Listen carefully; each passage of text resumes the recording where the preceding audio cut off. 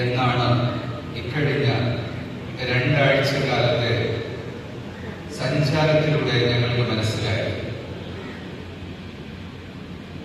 കാലുഷ്യത്തിന്റെയും ആശ്രിതയുടെയും സന്ദേശവാഹകർക്ക് അവരെത്ര ശബ്ദിച്ചാലും ഈ മണ്ണ് അത് കേൾക്കുകയില്ല. ഇത് സൂഫി പണ്ഡിതരുടെയും ഋഷികളുടെയും യതിവര്യരുടെയും ആത്മീയ ഗുരുക്കളുടെയും നാടാണ്.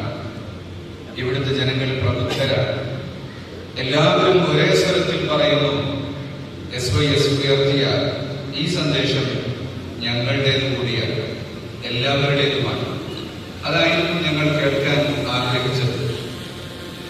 യുവത്വം ഏതൊരു രാഷ്ട്രത്തിന്റെയും ഒരു സമൂഹത്തിന്റെയും സമ്പത്ത് യുവത്വമാണ്.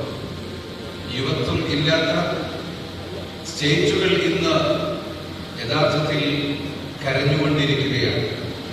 മക്കളെ തരൂ എന്ന് കരയുന്ന രാഷ്ട്രനായകന്മാരെ സമീപ കാലങ്ങളിൽ നാം കണ്ടു തുടങ്ങിയിട്ടുണ്ട്.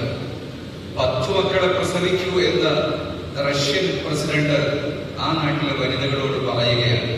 ചൈന വിളിച്ചു പറയുന്നു, കൊറിയ പറയുന്നു, സ്ത്രീകൾ അടങ്ങി വീട്ടിലിരിക്കുക, നിങ്ങൾ പ്രസവിക്കുക, കുഞ്ഞുങ്ങളുടെ വളർത്തുക, അല്ലെങ്കിൽ ഈ നാട് അബദ്ധത്തിലേക്ക് പോകും എന്ന്.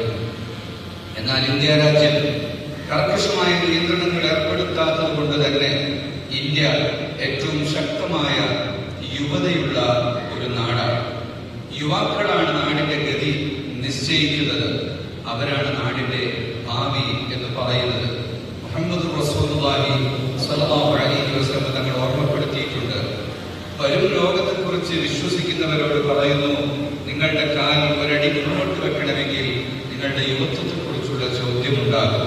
യുവത്വ കാലഘട്ടം പ്രത്യേകമായ പരിഗണനയുള്ളതാണ്.